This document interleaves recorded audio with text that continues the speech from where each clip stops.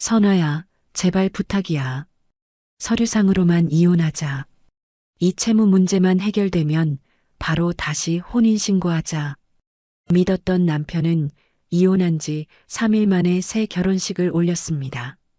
그리고 남편 옆에 서 있는 여자는 20년간 함께 웃고 울었던 둘도 없는 친구였습니다. 내가 뭘 어쨌는데? 넌 이미 이혼했잖아.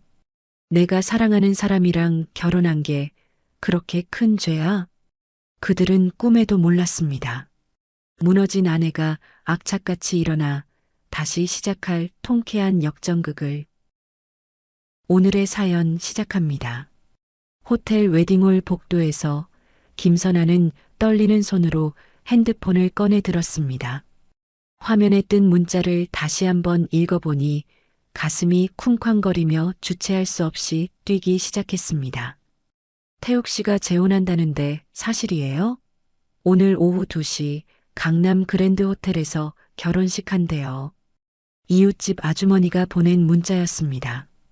선아는 믿을 수 없다는 듯 황급히 고개를 가로저었습니다. 이혼한 지 겨우 3일인데 재혼이라니 말이 돼? 이게 도대체 무슨 일이야? 선아가 홀린 듯 중얼거리며 웨딩홀 입구로 발걸음을 옮기자 로비에 걸린 커다란 현수막이 눈에 들어왔습니다. 박태욱, 오수련의 결혼을 축하합니다라는 글씨가 선명하게 보였습니다. 설마 내 친구 수련이 동명이인이겠지. 그럴 리 없어. 선아의 눈이 거세게 흔들렸습니다. 다리가 후들거려 하마터면 주저앉을 뻔한 것을 겨우 벽을 짚고 버텼습니다. 어머, 선아 씨 아니에요? 여긴 웬일이야? 뒤에서 수다스러운 목소리가 들려 돌아보니 동네 미용실 원장 영숙 씨였습니다. 아, 영숙 씨. 여기는 어쩐 일로? 선아가 당황한 기색을 감추지 못하고 말했습니다. 저는 수련 씨가 초대해서 왔죠. 근데 선아 씨는 웬일이에요? 태욱 씨랑 이혼하셨다면서요? 영숙 씨가 눈을 동그랗게 뜨고 물었습니다. 저는 그냥. 선아가 횡설수설 말을 더듬거렸습니다. 이런 걸 직접 보면 마음이 오죽하겠어. 그래도 수련 씨랑 둘도 없는 친구 사이였잖아요. 축하는 해주고 가야지 어쩌겠어요. 영숙 씨가 위로랍시고 툭 던진 말이 선아의 가슴에 비수처럼 꽂혔습니다. 영숙 씨는 혀를 차며 웨딩홀 안으로 쏙 들어가 버렸습니다. 선아는 망설이다가 결국 홀린 듯 웨딩홀 안으로 들어섰습니다. 안에는 하객들이 가득 차 있었고 모두가 화려한 옷차림으로 축하 인사를 나누는 중이었습니다. 수련 씨 정말 예쁘네요. 태욱 씨랑 어쩜 저렇게 잘 어울려요. 하객들의 대화가 선아의 귀를 사정없이 찔렀습니다. 선아는 구석진 기둥 뒤에 몸을 숨기고 겨우 숨을 골랐습니다. 곧이어 웨딩 마치가 울려 퍼지고 하얀 드레스를 입은 신부가 입장하기 시작했습니다. 태욱이 늠름한 턱시도를 입고 신부를 맞이하러 걸어 나왔습니다. 와, 정말 잘 어울리는 한 쌍이네요. 축복합니다. 하객 중 한 명이 목청껏 외쳤습니다. 태욱이 신부의 손을 잡고 단상으로 올라섰습니다. 선아는 기둥 뒤에서 떨리는 손으로 입을 틀어막았습니다. 이제 신랑 박태욱 군이 신부의 베일을 벗겨주시기 바랍니다. 사회자의 안내에 따라 태욱이 천천히, 아주 천천히 베일을 들어 올렸습니다. 선아가 20년 동안 가장 친한 친구로 믿었던 오수련이었습니다. 수련아, 정말 너인 거야? 네가 나한테 어떻게 해? 선아가 입을 벌린 채 그 자리에 얼어붙고 말았습니다. 수련은 행복한 미소를 지으며 하객들에게 손을 흔들었고 보란 듯이 태욱과 입맞춤을 했습니다. 요란한 박수 소리가 웨딩홀을 가득 채우자 선아는 눈앞이 캄캄해지는 것을 느끼며 그 자리에서 정신을 잃고 쓰러졌습니다. 환자분, 정신이 드세요? 제 목소리 들리세요? 간호사의 목소리에 선아가 천천히 눈을 떴습니다. 하얀 병원 천장이 흐릿하게 보이다가 이내 초점이 잡혔습니다. 여기가 어디죠? 선아가 갈라지는 목소리로 힘겹게 물었습니다. 병원 응급실이에요. 호텔에서 쓰러지셨다고 119가 모시고 왔어요. 간호사가 친절하게 설명했습니다. 선생님, 혈압이 지금 굉장히 높으세요. 스트레스를 너무 받으신 것 같은데 혹시 오늘 충격적인 일이라도 있으셨어요? 아, 네. 조금 그런 일이. 선아가 눈가를 닦으며 힘없이 대답했습니다. 일단 안정제 놔드릴게요. 그리고 당분간은 스트레스 받는 상황은 피하시는 게 좋겠습니다. 소지품 가방은 여기 있습니다. 의사가 당부의 말을 남기고 병실을 나갔습니다. 간호사가 선아의 핸드백을 침대 옆 테이블에 올려주었습니다. 선아는 멍하니 가방을 바라보다가 3일 전 텅 비어버린 화장대를 떠올렸습니다. 선아야, 채권자들이 언제 들이닥칠지 몰라. 일단 네 폐물이라도 먼저 빼놓자. 태욱이 다급한 표정으로 보석함을 들고 나가던 모습이 생생했습니다. 태우가 잠깐, 그 안에 우리 엄마 브로치 있잖아. 그것만은 안 돼. 정말 소중한 거란 말이야. 선아가 보석함을 붙잡으며 말했던 기억이 났습니다. 알아, 안다니까. 내가 따로 잘 보관해 둘게. 채권자들한테 뺏기고 싶지 않으면 어서 줘. 태욱이 선아의 손을 뿌리치며 급하게 나갔었습니다. 선아는 침대에 누운 채로 문득 둘도 없는 친구 수련과의 추억을 떠올렸습니다. 선아야, 이 브로치 정말 예쁘다. 어쩜 이렇게 곱니까? 나도 이런 거 하나 있었으면 좋겠네. 수련이 집에 놀러 올 때마다 브로치를 부러운 듯 만지작거렸던 기억이 선명했습니다. 수련아, 이건 우리 엄마 유품이야. 그래서 팔 수도 없고 누구 줄 수도 없어. 알아. 그냥 너무 예뻐서 그렇지. 수련이 아쉬운 표정으로 브로치를 내려놓았던 모습이 떠올랐습니다. 며칠 전 태욱이 거실 테이블에 애원하던 장면도 바로 어제 일처럼 생생했습니다. 선아야, 제발 부탁이야. 딱 서류상으로만 이혼하자. 이 채무 문제만 해결되면 내가 바로 다시 혼인신고할게. 응? 태욱이 두 손을 모으며 간절하게 말했었습니다. 정말 서류상으로만 하는 거지? 우리 진짜 헤어지는 거 아니지? 선아가 불안한 표정으로 되물었던 기억이 났습니다. 당연하지. 내가 너를 어떻게 버려. 사업 때문에 잠시 이러는 거야. 빚쟁이들한테 재산 안 뺏기려면 이 방법밖에 없어. 태욱이 선아의 손을 꼭 잡으며 안심시켰습니다. 복잡한 건 내가 다 알아서 처리할 테니까 너는 여기 도장만 찍어주면 돼. 제발, 나 좀 믿어줘. 선아는 결국 남편을 믿고 서류에 도장을 찍었고 태욱은 고맙다며 선아를 꼭 안아주었습니다. 선아야, 날 믿어줘서 고마워. 그때 태욱의 눈빛이 왜 그렇게 서늘했는지 이제야 알 것 같았습니다. 선아는 병원 침대에서 떨리는 손으로 딸 혜윤에게 전화를 걸었습니다. 하지만 신호음만 계속 울릴 뿐 혜윤은 전화를 받지 않았습니다. 혜윤아, 제발 전화 좀 받아. 다음 날 오전 선아는 간호사의 만류에도 불구하고 병원을 나섰습니다. 정말 괜찮으시겠어요? 보호자분이 오실 때까지 기다리시는 게. 간호사가 걱정스럽게 물었습니다. 괜찮아요. 혼자 갈 수 있어요. 고마워요. 선아가 힘없이 대답하고 택시를 잡아탔습니다. 강남구 청담동 한양 아파트로 가주세요. 운전기사가 백미러로 선아를 힐끗 보았습니다. 손님, 병원에서 나오시는 길이에요? 어디 편찮으세요? 아, 괜찮아요. 그냥 빨리 가주세요. 선아가 창밖을 바라보며 대답했습니다. 택시가 한강 다리를 건너는 동안 선아는 30년 전 처음 이 집에 들어가던 날을 떠올렸습니다. 그때는 참 행복했고 앞으로의 날들도 그럴 거라고 굳게 믿었었습니다. 손님 다 왔어요. 기사의 말에 선아가 정신을 차렸습니다.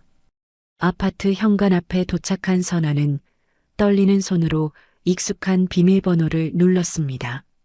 하지만 삐삐삐 무정한 오류음만 울렸습니다. 1205 맞는데.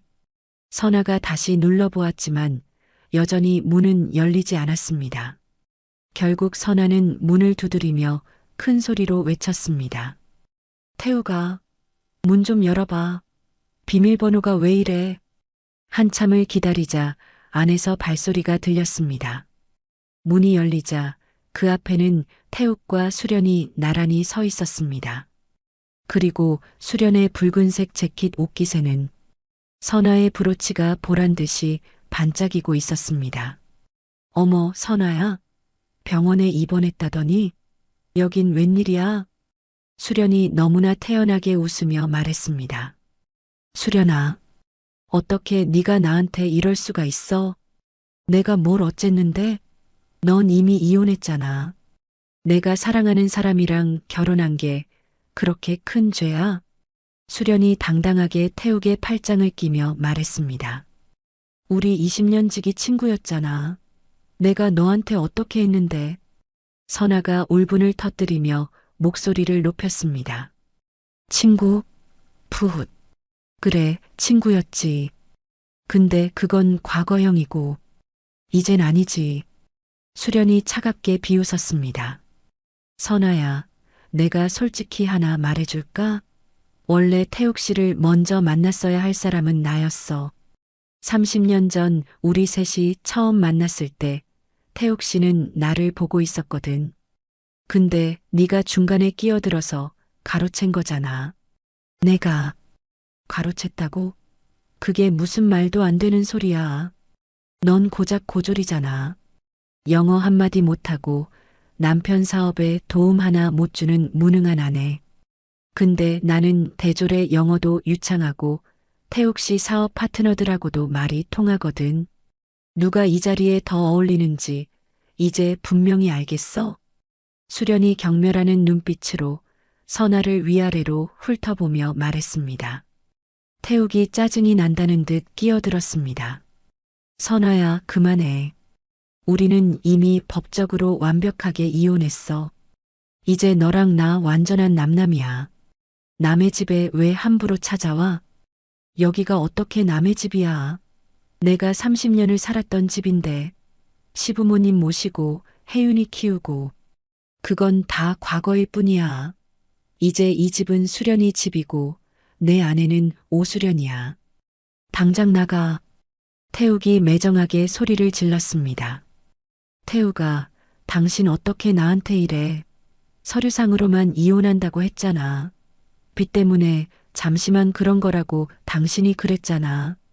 즉, 그걸 곧이곧대로 믿은 네가 바보 아니야?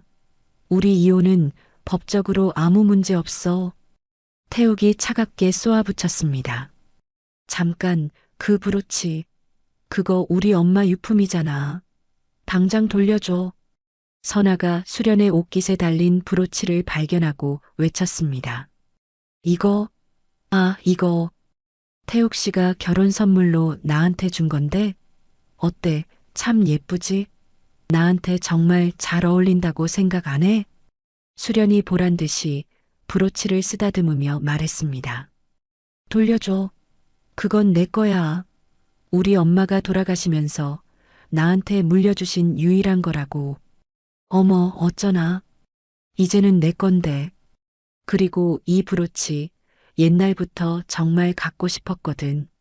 제발, 다른 건 다 가져도 좋아. 그것만은 돌려줘. 우리 엄마 유품이란 말이야. 선아가 애원하며 무릎을 꿇으려 하자 태욱이 거칠게 선아의 팔을 잡아 일으켰습니다. 초라하게 굴지 마. 넌 그게 문제야, 항상. 그래서 무시당하는 거라고. 이제 그만 정신 차리고 내 갈 길 가. 태욱이 선아를 짐짝처럼 밖으로 밀어내며 문을 닫으려 했습니다. 기다려. 우리 딸 혜윤이는 이 사실을 알아? 선아가 닫히는 문을 잡으며 마지막으로 물었습니다. 혜윤이? 글쎄, 통 엄마 편을 드는 것 같지는 않던데 어쩌나? 수련이 비아냥거렸습니다. 문이 쾅 닫혔고 선아는 차가운 복도에 홀로 남겨졌습니다. 30년의 결혼 생활과 20년의 우정이 모두 거짓이었다는 것을 깨달으며 선아는 그 자리에 주저앉아 무너져 내렸습니다. 선아가 떨리는 손으로 원룸 현관문을 두드렸습니다. 문이 열리자 혜윤이 엄마를 보고는 그 자리에서 와락 눈물을 쏟아냈습니다. 엄마, 병원에서 나왔다는 연락받고 얼마나 걱정했는데. 혜윤이 엄마를 끌어안으며 흐느꼈습니다. 혜윤아, 미안. 선아가 딸의 등을 토닥이며 말을 잇지 못했습니다. 일단 들어와, 엄마. 앉아. 물 좀 마셔. 혜윤이 엄마를 거실로 안내하며 물을 따라주었습니다. 혜윤아, 내 아빠 재혼했어. 선아가 떨리는 목소리로 말했습니다. 알아, 얘기 들었어. 엄마랑 이혼한 지 3일 만에 결혼한 여자, 대체 누구야? 오수련 이모야. 선아가 끝내 눈물을 흘리며 대답했습니다. 뭐, 엄마랑 제일 친했던 수련 이모? 그래. 결혼식장에서 내 눈으로 똑똑히 봤어. 수련이가, 글쎄, 너희 할머니 브로치까지 달고 있더라. 미쳤어. 이건 정말 말도 안 돼. 어떻게 사람이 그럴 수가 있어? 혜윤이 분노로 주먹을 불끈 쥐었습니다. 엄마, 여기 꼼짝 말고 기다려. 내가 당장 아빠한테 가서 다 따지고 올게. 혜윤이 외투를 집어들며 현관으로 향했습니다. 혜윤아, 가지 마. 가봤자 소용없어. 아니야. 이건 너무하잖아. 엄마가 평생 얼마나 고생했는데. 혜윤이 원룸 문을 거칠게 박차고 나갔습니다. 태욱의 회사 사무실로 들어선 혜윤은 비서를 지나쳐 곧장 사장실로 향했습니다. 혜윤 양, 지금 약속 없이는 못 들어가세요. 비서가 다급히 막으려 했지만 혜윤은 거칠게 문을 열고 들어갔습니다. 아빠, 지금 이게 무슨 짓이야? 혜윤이 책상을 내리치며 소리쳤습니다. 혜윤아, 네가 여긴 갑자기 무슨 일이야? 태욱이 놀란 표정으로 일어섰습니다. 수련 이모랑 재혼했다면서? 이혼한 지 3일 만에 엄마 친구랑 재혼을 해? 아빠, 어떻게 그럴 수가 있어? 혜윤아, 일단 진정하고 앉아서 얘기하자. 태욱이 애써 차분한 척 말했습니다. 지금 엄마는 충격으로 쓰러져서 병원까지 다녀왔는데 나더러 진정하라고? 내 엄마가 먼저 집을 나갔어. 자기는 이런 답답한 삶이 지겹다면서. 태욱이 눈 하나 깜짝하지 않고 뻔뻔하게 거짓말을 했습니다. 거짓말 좀 하지 마. 아빠가 빚 때문에 위장 이혼하자고 엄마한테 사정했잖아. 혜윤이 억울함에 소리쳤습니다. 혜윤아, 넌 아직 어려서 잘 몰라. 수련이가 내가 한창 힘들 때 옆에서 많이 위로해줬어. 그러다 보니 자연스럽게 사랑하게 된 거야. 엄마 친구랑 바람나서 사랑에 빠졌다고? 그게 지금 말이 된다고 생각해? 혜윤이 어이없다는 표정으로 말했습니다. 인생이란 게 원래 예측할 수 없는 거야. 수련이는 나를 이해해주고 사업도 적극적으로 도와줬어. 내 엄마와는 달랐지. 태욱이 뻔뻔하게 변명했습니다. 엄마가 아빠 뒷바라지하느라 평생을 바쳤는데 할아버지 병원비며 간병이며 엄마 혼자 다 했잖아. 그건 아내로서 당연히 해야 할 일이었어. 태욱이 차갑게 말했습니다. 아빠, 정말 실망이야. 다시는 아빠 얼굴 보고 싶지 않아. 혜윤이 사무실을 나가려다가 책상 위 액자를 보고 그 자리에 멈춰 섰습니다. 태욱과 수련이 어깨를 나란히 하고 찍은 사진이었는데 아래쪽에 날짜가 적혀 있었습니다. 이때 할아버지 병원에 계실 때잖아. 엄마는 병원이랑 집 오가면서 할아버지 간병하느라 쓰러지기 직전이었는데 혜윤이 액자를 들어 올리며 말했습니다. 아, 그 사진은 그냥 사업상. 태욱이 당황하며 변명하려 했습니다. 제주도에서 둘이 와인잔까지 들고 있는데 이게 사업상이야? 혜윤이 액자를 바닥에 그대로 내던지자 유리가 요란한 소리를 내며 산산조각 났습니다. 혜윤아, 정말 더러워. 다신 아빠라고 부르지 않을 거야. 혜윤이 그대로 뛰쳐나갔고 태욱은 부서진 액자를 멍하니 바라보았습니다. 며칠 후 토요일 오전 혜윤은 아빠 집에 남겨둔 짐을 가지러 갔습니다. 초인종을 눌렀지만 집안은 조용했습니다. 혜윤이 중얼거리며 예비 열쇠로 문을 열었습니다. 자기 방에서 옷가지와 책들을 상자에 담던 혜윤은 서재를 지나가다 멈춰 섰습니다. 책장 뒤쪽에 무언가 튀어나온 것이 보였습니다.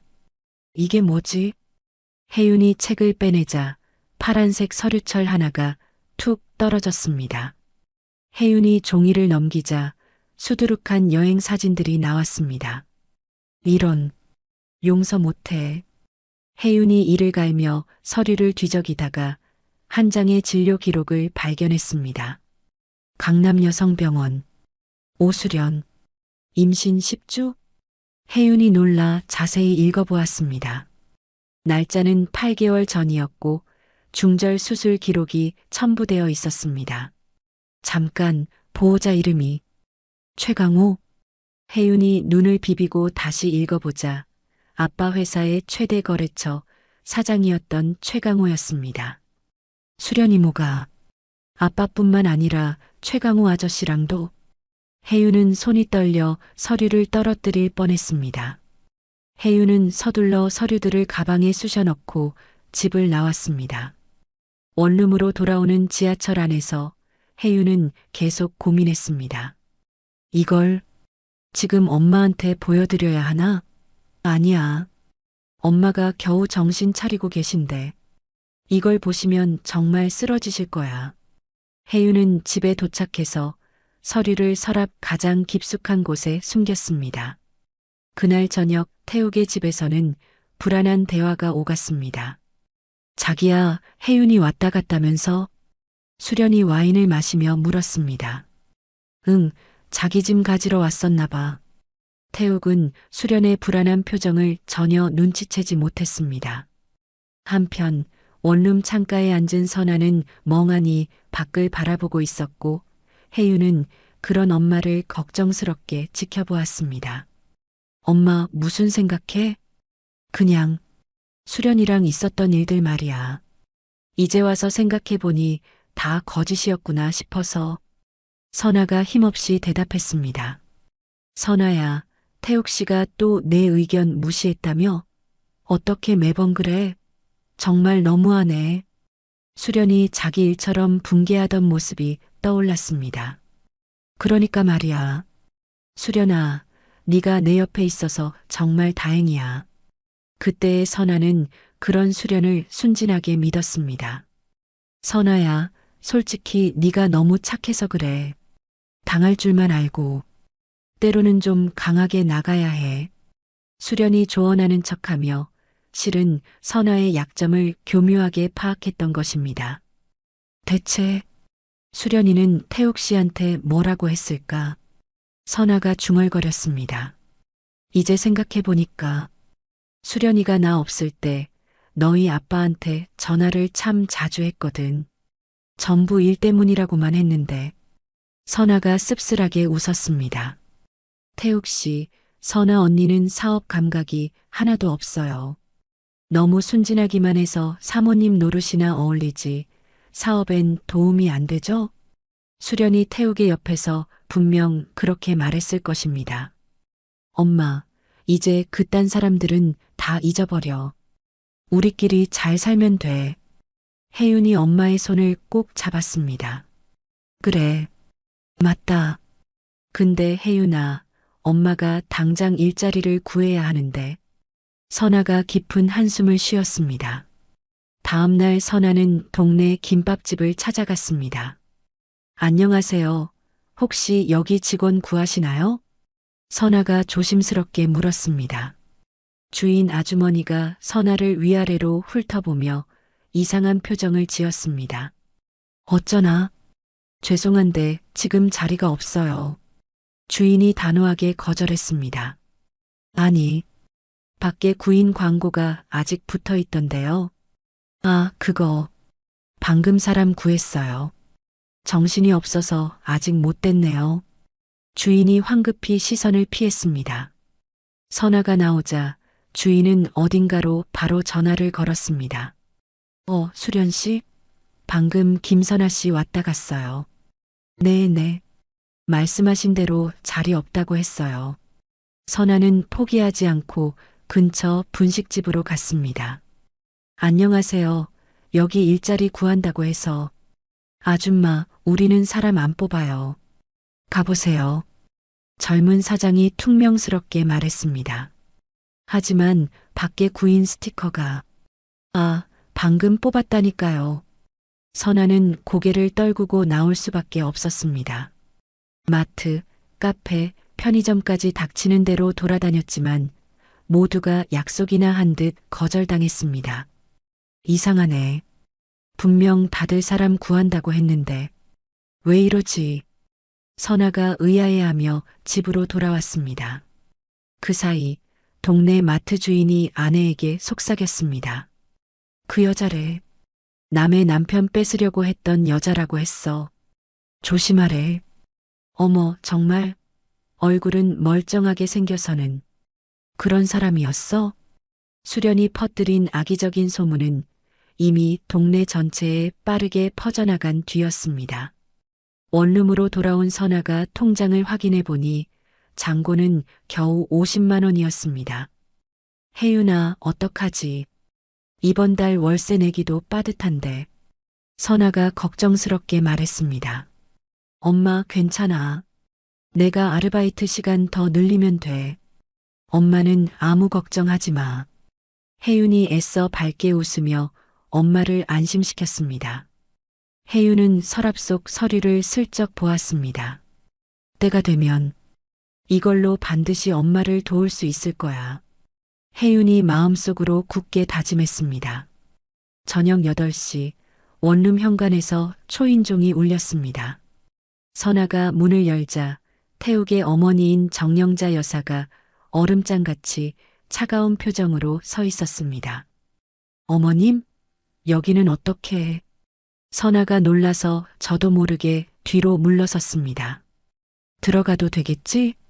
시어머니가 선아의 대답도 듣지 않고 성큼 안으로 들어왔습니다. 혜윤이 방에서 나오다가 할머니를 보고 그 자리에 멈췄습니다. 할머니, 여긴 왜 오셨어요? 너희 둘에게 단단히 할 말이 있어서 왔다. 시어머니가 거실 한가운데에 버티고 서서 말했습니다. 어머님, 우선 앉으세요. 제가 차라도 앉을 생각 없어. 용것만 간단히 말하고 갈 거니까. 시어머니가 선아를 위아래로 차갑게 훑어보았습니다. 수련이가 임신했다. 네, 임신. 이요? 선아가 순간적인 충격에 다리가 풀려 비틀거렸습니다. 그래, 2달째야. 우리 집안의 귀한대를 이을 아이를 가졌어. 시어머니가 의기양양하게 말했습니다. 그런데 네가 자꾸 주변을 어슬렁거리니까 수련이가 스트레스를 받는다더라. 어머님, 어떻게 저한테 그런 말씀을 하세요? 동네에서 일자리 구한다고 이 집, 저 집 돌아다닌다면서 창피하게 쓰리. 시어머니가 노골적으로 비웃었습니다. 먹고 살아야 하니까요. 그게 뭐가 창피한 일이에요? 선아가 억울함에 목소리를 높여 대답했습니다. 시끄럽다. 내가 오늘 온 건 그것 때문에 온 게 아니야. 시어머니가 손을 들어 선아의 말을 거칠게 제지했습니다. 서울을 떠나. 당장. 네. 뭐라고요? 선아가 제 귀를 의심하며 되물었습니다. 새 며느리가 지금 안정이 필요한 시기야. 너 같은 전처가 주변에 있는 것만으로도 태아에게 안 좋아. 어머님, 저는 그냥 어떻게든 살려고. 내 존재 자체가 수련이한테는 스트레스라고. 알아들었어? 시어머니가 날카롭게 쏘아붙였습니다. 할머니, 그건 너무하시잖아요. 저희 엄마가 뭘 그렇게 잘못했는데요? 혜윤이 울컥해서 엄마 앞을 막아섰습니다. 혜윤아, 넌 빠져. 이건 어른들 얘기야. 엄마는 30년 동안 이 집안을 위해서 온갖 고생 다 했잖아요. 혜윤이 참았던 울분을 터뜨리며 목소리를 높였습니다. 그건 며느리로서 당연히 해야 할 일이었어. 당연하다고요? 저희 엄마가 로봇이에요? 감정도 없는 사람인 줄 아세요? 혜윤아, 그만해. 선아가 기어들어가는 목소리로 딸을 말렸습니다. 시어머니가 핸드백에서 두툼한 봉투를 꺼냈습니다. 여기 500만 원이야. 이거 받고 지방으로 내려가. 시어머니가 봉투를 선아의 발치에 경멸하듯 툭 던졌습니다. 어머님, 받고 떠나. 새로 태어날 내 귀한 손주를 위해서라도 내 모녀는 깨끗이 사라져. 시어머니가 차갑게 명령했습니다. 저 30년 동안 어머님 며느리였어요. 그 기나긴 세월이 고작 500만 원으로 끝나는 건가요? 선아가 눈물을 흘리며 물었습니다. 착각하지 마. 넌 이미 우리 집 사람이 아니야. 이혼 도장 찍었잖아. 이것도 안 줘도 되는 돈이라고. 그건 어머님 아들이 사기친 거잖아요. 그런 증거라도 있어? 그 입 함부로 놀린 거 명예훼손이야. 시어머니가 오히려 큰 소리로 위협했습니다. 어머님, 전 정말 서류상으로만 이혼하는 줄 알았어요.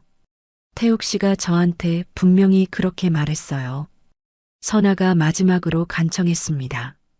쯧쯧. 그건 네가 멍청해서 속은 거지. 무식하니까 그 흔한 서류 한 장 제대로 못 읽었겠지. 시어머니의 말에 선아는 더 이상 아무 말도 하지 못하고 입을 다물었습니다. 이제 깨끗이 정리하자. 이 돈 받고 당장 떠나. 다시는 우리 식구 앞에 나타나지 마. 시어머니가 차갑게 돌아서며 말했습니다. 새 손주가 태어나면 얼마나 행복하겠니? 수련이는 너랑 다르게 대학도 나오고 영어도 잘하니까 훨씬 나은 며느리야. 아주 똑똑하거든. 문이 쾅 닫히고 선아는 그 자리에 주저앉았습니다. 시어머니가 떠난 후 선아는 바닥에 떨어진 돈 봉투를 멍하니 바라보았습니다. 엄마, 이런 더러운 돈 받지 마. 당장 던져버려. 혜윤이 분을 이기지 못하고 봉투를 치우려 했습니다. 혜윤아, 잠깐만, 우리 월세. 당장 다음 주까지 내야 하잖아. 선아가 고개를 숙이며 말했습니다. 그렇다고 이런 모욕적인 돈을. 이건 아니잖아. 자존심으로 밥 먹고 살 수 있으면 얼마나 좋겠니. 근데 현실은 그게 아니야. 선아가 떨리는 손으로 봉투를 집어들었습니다. 엄마가 저런 돈 받는 거 나 정말 보기 싫어. 혜윤이 눈물을 글썽였습니다. 나도 싫어. 정말 죽기보다 싫어. 하지만 내 딸이 길거리에 나앉는 건 더 싫어. 선아가 쓴웃음을 지었습니다. 이 돈으로 우리가 다시 일어설 수만 있다면 지금은 받아야지. 엄마, 두고 봐. 언젠가 반드시 이 돈 몇 배로 갚아줄 거야. 내가 성공해서 그 사람들 앞에 떳떳하게 서는 날, 오늘 받은 이 굴욕까지 전부 다 갚아줄 거야. 선아가 주먹을 꽉 쥐었습니다. 다음 날 아침 선아는 당장 급한 월세를 내고 나니 손에 쥔 돈은 200만 원 남짓이었습니다. 이걸로 뭘 할 수 있을까? 선아가 막막한 심정으로 고민하던 중 혜윤의 책상 위에 놓인 책자 하나가 눈에 들어왔습니다. 2024년 수시 대학 입시 요강이라고 적혀 있었습니다. 대학? 선아가 홀린 듯 책자를 펼쳐보니 상담 심리학과 페이지가 눈에 띄었습니다. 상담 심리학.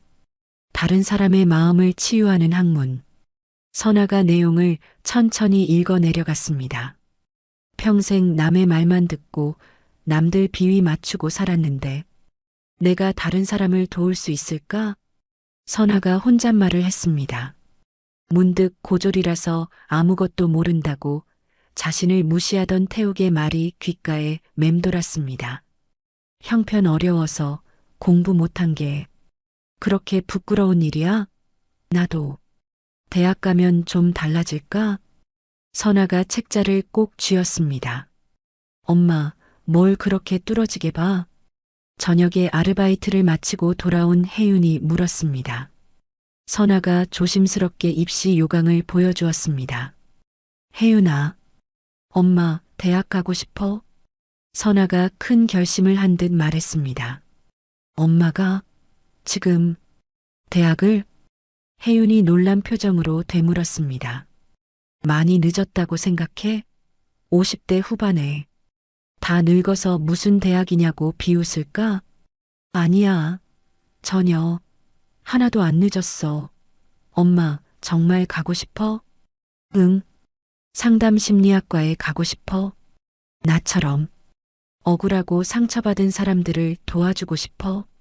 선아의 눈빛이 그 어느 때보다 간절했습니다. 엄마, 내가 무조건 도울게. 우리 같이 공부하자. 할 수 있어. 혜윤이 엄마를 꼭 안았습니다. 근데 너무 오랜만이라 걱정이야. 공부 손 놓은 지가 까마득한데. 괜찮아. 학원도 다니고 이 혜윤이가 직접 과외도 해줄게. 혜윤이 씩씩하게 격려했습니다. 다음 날 선아는 시어머니가 던져주고 간 그 돈으로 수능학원에 등록했습니다. 안녕하세요. 저기 수능 준비 좀 하려고 하는데요. 아, 네. 자녀분이 고3이신가요? 이쪽으로 직원이 친절하게 물었습니다. 아니요. 제가 볼 거예요. 아, 네. 어머님이요? 직원이 당황한 표정으로 선아를 쳐다봤습니다. 네. 좀 늦었지만 대학에 가고 싶어서요. 아, 네. 그러시구나. 이쪽으로 오시죠. 학원 교실에 들어서니 파릇파릇한 10대 학생들이 가득했습니다. 선아는 주눅이 들어 맨 뒷자리에 조용히 앉았습니다. 자, 오늘은 국어, 비문학 영역부터 시작하겠습니다. 지문 빠르게 분석합니다. 젊은 강사가 쉴 새 없이 빠르게 설명하기 시작하자 선아는 노안으로 글씨가 잘 보이지 않아 돋보기를 꺼내야 했습니다. 필기를 하려 애썼지만 굳은 손이 좀처럼 따라가지 못했습니다. 너무 빠르다. 선아가 중얼거렸습니다. 쉬는 시간 한 여학생이 선아에게 다가왔습니다. 어머님 많이 힘드시죠? 저희 엄마도 작년에 공부해서 대학 가셨어요. 정말? 합격하셨어? 네. 지금 학교 다니면서 너무너무 행복해 하세요. 어머님도 꼭 할 수 있어요. 파이팅! 학생의 진심 어린 격려에 선아는 다시금 힘을 얻었습니다. 매일 밤 혜윤이 아르바이트를 마치고 돌아오면 모녀의 고된 공부 시간이 시작되었습니다. 엄마, 오늘은 수학 다시 해보자.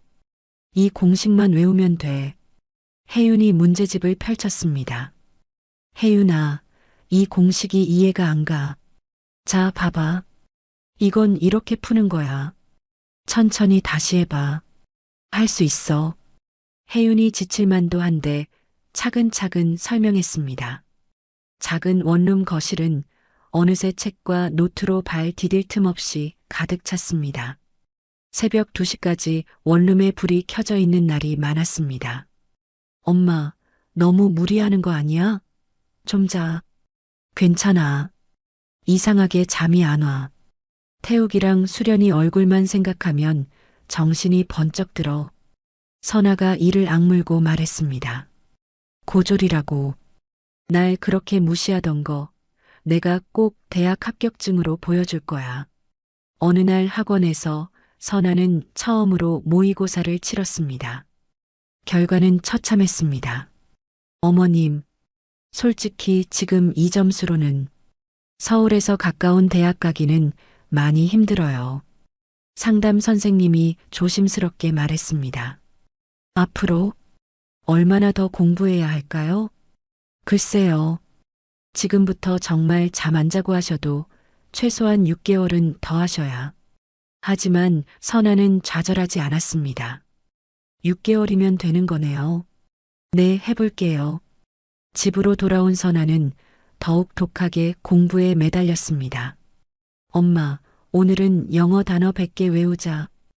혜윤아, 이 나이에 이게 외워질까? 돌아서면 까먹는데. 괜찮아. 외워질 때까지 하면 돼. 내가 옆에 있잖아. 혜윤의 굳센 격려로 선아는 포기하지 않았습니다.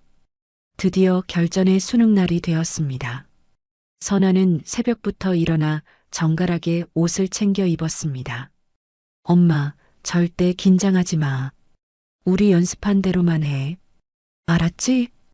혜윤이 시험장 앞까지 엄마를 배웅했습니다. 고마워, 혜윤아. 엄마 다녀올게. 시험장에 도착하니 교문 앞은 젊은 수험생들로 가득했습니다. 그 사이로 희끗한 머리에 선아가 걸어 들어가자 유독 눈에 띄었습니다. 시험 시간 내내 선아는 놀라운 집중력을 발휘했습니다. 지난 몇 달간 혜윤과 함께 피눈물 나게 공부했던 것을 모두 쏟아냈습니다. 시험 종료입니다. 펜 놓으세요. 감독관의 말에 선아는 드디어 펜을 내려놓았습니다. 시험장을 나오니 혜윤이 발을 동동 구르며 기다리고 있었습니다. 엄마, 어땠어? 잘 봤어? 모르겠다. 그냥 최선을 다했어. 그걸로 충분해. 한 달 후 합격 발표 날이었습니다. 엄마, 같이 볼까? 내가 로그인 할게. 아니야. 무서워서 못 보겠어. 네가 먼저 봐줘. 혜윤이 떨리는 손으로 컴퓨터에 수험 번호를 입력했습니다. 엄마, 혜윤이 갑자기 비명을 질렀습니다. 왜 그래? 떨어졌어? 선아의 가슴이 쿵 내려앉았습니다. 합격이야. 엄마 합격했어. 여기 봐. 상담 심리학과 합격. 엄마 해냈어. 혜윤이 엄마를 끌어안고 펄쩍펄쩍 뛰었습니다. 정말? 혜윤아, 이거 진짜야? 응, 진짜야. 엄마 이제 대학생이야. 모녀는 서로를 부둥켜 안고 한참 동안 기쁨의 눈물을 흘렸습니다. 3월 첫째 주 선아는 조별 과제를 위해 학교 앞 카페로 향했습니다. 여기가 청춘 카페구나. 학생들이 여기서 만나자고 했는데 선아가 카페 문을 열고 들어서자 카운터에서 누군가 반갑게 인사를 건넸습니다. 어서 오세요. 선아야. 그 목소리를 들은 순간 선아는 그 자리에 얼어붙었습니다. 혹시 한준규? 선아가 믿을 수 없다는 표정으로 뚫어지게 쳐다봤습니다. 맞아, 나야. 선아야, 네가 어떻게 여기에? 준규가 카운터에서 급히 나와 선아 앞에 섰습니다. 준규야, 세상에 정말 오랜만이다. 이게 30년 만이지? 그래, 정확히 30년이야. 근데 너 그동안 무슨 일 있었어? 얼굴이 많이 수척해졌구나. 준규가 걱정스러운 표정으로 선아를 찬찬히 살펴봤습니다. 아, 나는 여기 대학에 다녀. 오늘 조별 과제 때문에. 네가 학생이라고? 응, 올해 입학했어. 좀 늦었지만. 선아가 쑥스러운 듯 웃었습니다. 정말 대단한데? 잠깐, 근데 조별 과제라고? 응, 학생들이 곧 오기로 했어. 그럼 이쪽 창가 자리로 안내할게. 여기가 제일 조용하고 얘기 나누기 좋아. 준규가 선아를 창가 테이블로 안내했고 곧이어 젊은 학생들이 카페로 들어섰습니다. 선아님, 여기 먼저 와 계셨네요. 혹시 카페 사장님이랑 아시는 사이세요? 학생들이 호기심 어린 눈빛으로 물었습니다. 아, 네. 그냥 아주 오래된 친구예요. 선아가 간단히 대답했습니다. 우와, 그럼 저희 커피 서비스라도 받을 수 있는 거예요? 한 학생이 장난스럽게 말했습니다. 그럼요. 오늘은 여기 있는 거 다 제가 쏘겠습니다. 마음껏 주문해요. 준규가 호탕하게 웃으며 주문을 받아갔습니다. 2시간 후 조별 과제가 시끌벅적하게 끝났습니다. 선아님, 저희 먼저 갈게요. 다음 주에 봬요. 그래요. 다들 조심해서 가요. 학생들이 떠나고 카페에는 선아와 준규 둘만 남았습니다. 선아야, 그동안 도대체 무슨 일이 있었던 거야? 준규가 따뜻한 커피를 새로 내려 선아의 맞은편에 앉으며 물었습니다. 준규야, 이걸 어디서부터 어떻게 말해야 할지. 선아가 깊은 한숨을 쉬었습니다. 괜찮아. 천천히 말해. 나 시간 많아. 나 이혼했어. 태욱이랑. 뭐? 이혼? 무슨 일 있었어? 준규가 충격을 받은 듯 물었습니다. 태욱이가 날 속였어. 빚 때문에 잠깐 서류상으로만 이혼하자고 하더니 내 친구랑 재혼했어. 친구랑? 그게 무슨 소리야? 내 20년 지기 친구. 나 몰래 불륜 관계였던 거야. 선아가 애써 눈물을 닦으며 말했습니다. 세상에, 어떻게 그런 짓을. 정말 너무한 거 아니야? 준규가 자기 일처럼 분노했습니다. 그렇게 30년 결혼 생활이 한순간에 무너졌어. 재산도 전부 빼앗기고 빈손으로 쫓겨났지. 선아야, 정말 힘들었겠다. 준규가 안타까움에 선아의 손을 잡았습니다. 그래서 대학 가기로 결심했어. 고졸이라고 무식하다고 무시당하는 게 너무 싫어서. 잘했어. 정말 잘한 선택이야. 준규야, 너는 어떻게 지냈어? 여기서 카페를 다 하고 벌써 5년 전에 시작했어. 여기 대학 가라. 젊은 학생들이 많이 와서 좋아. 준규가 대답했습니다. 결혼은? 가족은 어떻게 돼? 안 했어. 그냥 혼자가 편해서. 준규가 어딘가 쓸쓸하게 웃었습니다. 30년 전 그날 이후로 가끔 내 생각이 났어. 나도 가끔 그때 생각했어. 시장에서 나 도와줬던 거 참 든든했는데. 선아가 아련한 추억을 떠올렸습니다. 선아야, 앞으로 공부할 때 꼭 여기로 와. 이 자리는 언제든 내 전용석이야. 정말? 그래도 내가 패가 되지 않을까? 무슨 그런 섭섭한 소리를 해. 네가 와주면 오히려 내가 더 고맙지. 준규가 진심을 담아 말했습니다. 그날 밤 혜윤은 집에서 자신의 서랍을 열었습니다. 깊숙이 숨겨두었던 파란 서류철을 꺼내 다시 한번 꼼꼼히 살펴보기 시작했습니다. 오수련, 임신 10주, 배우자 최강호. 혜윤이 달력을 보며 날짜를 계산해 보았습니다. 잠깐, 이 날짜가 아빠랑 불륜을 저지르면서 동시에 최강호 아저씨랑도. 이건 뭐, 완전히. 혜윤은 기가 막힌 사실에 충격을 받았습니다. 이걸 엄마한테 언제 말해야 하지? 아니야, 지금은 절대 아니야. 엄마가 이제 막 학교 생활 적응하기 시작했는데 이걸 알면 또 쓰러지실 거야. 혜윤은 깊은 고민에 빠졌습니다. 이건 정말 중요한 증거야. 일단 안전하게 보관해야겠어. 혜윤이 원본 서류 봉투를 금고 깊숙이 넣었습니다. 집으로 돌아온 혜윤은 곧바로 친한 친구 민지에게 전화를 걸었습니다. 민지야, 나 좀 급하게 부탁할 게 있는데. 응? 뭔데? 내가 아주 중요한 서류 사본을 하나 보낼 건데 네가 무슨 일이 있어도 좀 보관해 줄래? 무슨 서류인데 그래? 나중에 다 설명할게. 대신 혹시라도 나한테 무슨 일 생기면 그때는 꼭 우리 엄마한테 이걸 전해줘야 해. 알았지? 너 지금 무슨 소리 하는 거야? 무서운 얘기하지 마. 그냥 만약의 경우에 대비하는 거야. 부탁할게, 민지야. 혜윤이 간곡하게 부탁했습니다. 선아는 상담 심리학 수업을 들으며 자신도 모르게 점점 변화하기 시작했습니다. 오늘은 트라우마와 그 회복 과정에 대해 이야기해 보겠습니다. 김 교수가 강의를 시작했습니다.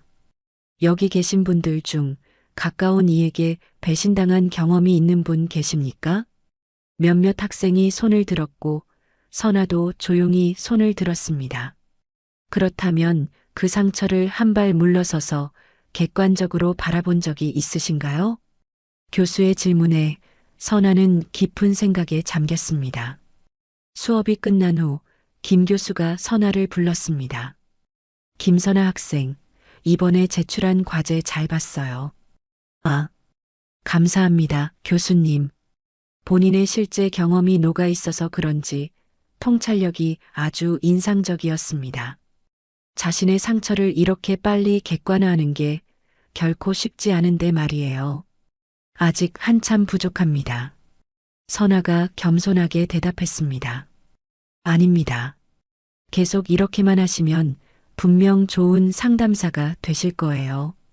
교수의 진심 어린 격려에 선아는 큰 힘을 얻었습니다.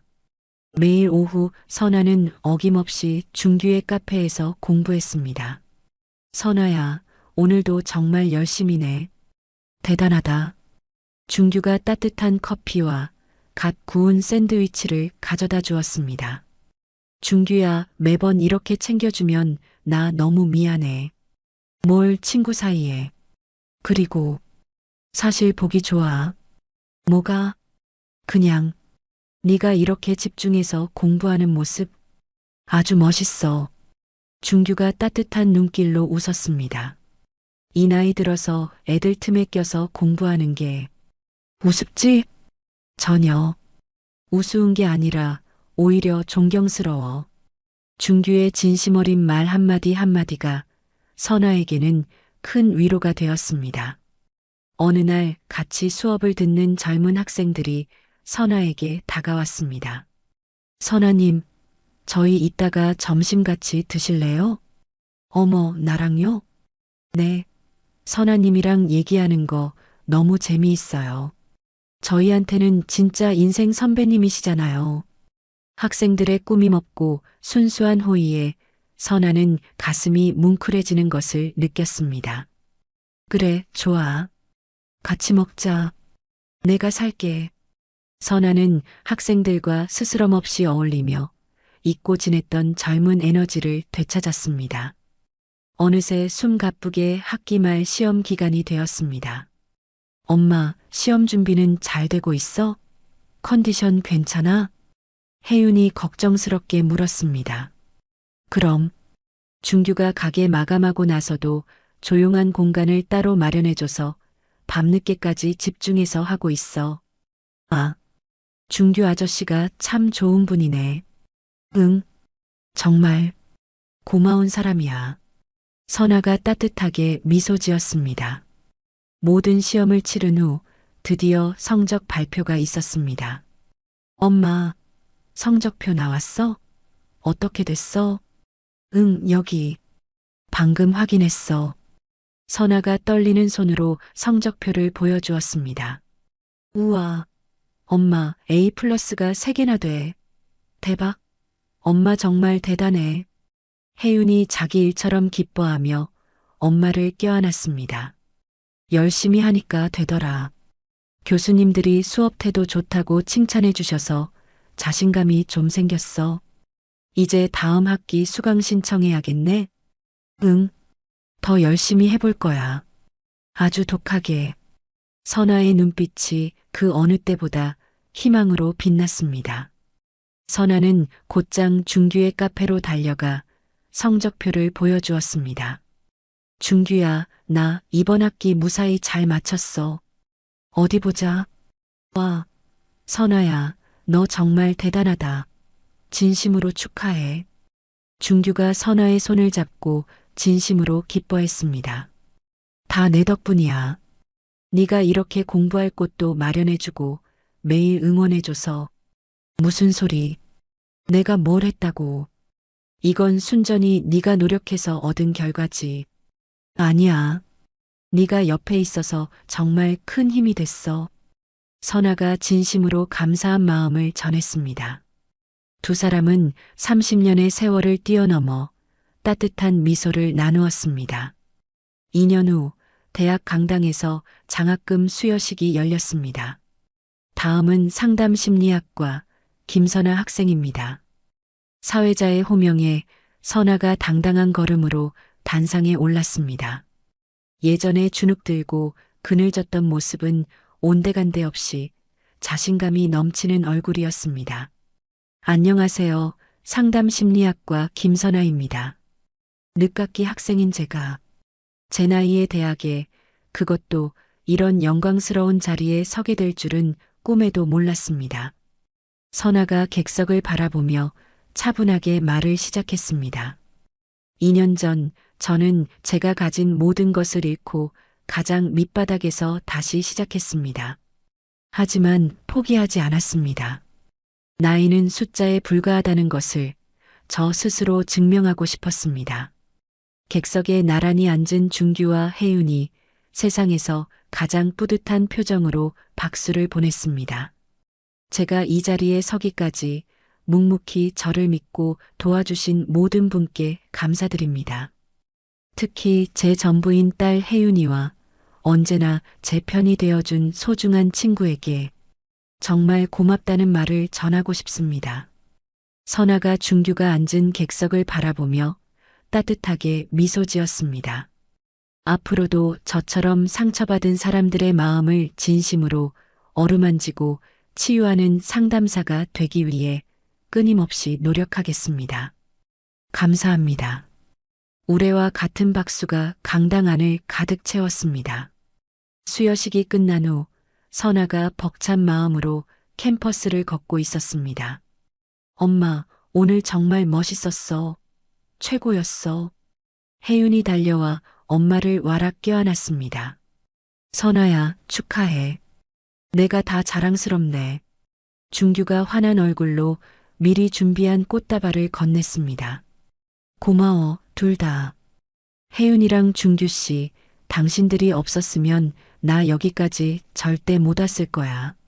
선아가 더없이 행복한 미소를 지었습니다. 그때 멀리서 누군가 또각거리는 구두 소리와 함께 다가왔는데 바로 화려한 분홍색 원피스를 입은 수련이었습니다. 어머, 선아야. 장학금 받았다며? 축하해, 호호. 수련이 전혀 축하하지 않는 비아냥거리는 말투로 말했습니다. 수련아, 오랜만이네. 선아가 놀랍도록 침착하게 대답했습니다. 그래도 늦은 나이에 공부해봤자 뭐. 인생이 그렇게 쉽게 바뀌는 건 아니지. 현실은 여전하잖아. 수련이 보란 듯이 옷깃에 달린 브로치를 만지작거리며 말했습니다. 수련아, 너 그동안 무슨 일 있었어? 얼굴이 많이 수척해졌네. 선아가 과거와 달리 수련의 상태를 차분히 바라보며 물었습니다. 무슨 일이 있긴. 난 아주 행복해. 태욱 씨랑 알콩달콩 잘 살고 있어. 그래. 그런데 왜 내 눈에는 이렇게 불안해 보이지?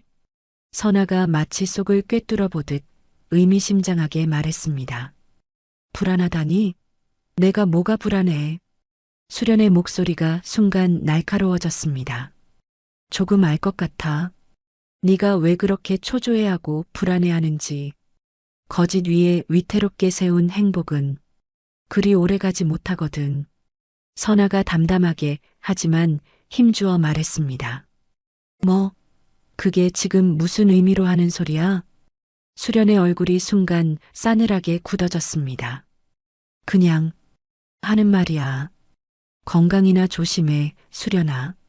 선아가 시선을 거두고 돌아서자 수련이 다급하게 선아를 붙잡듯 물었습니다.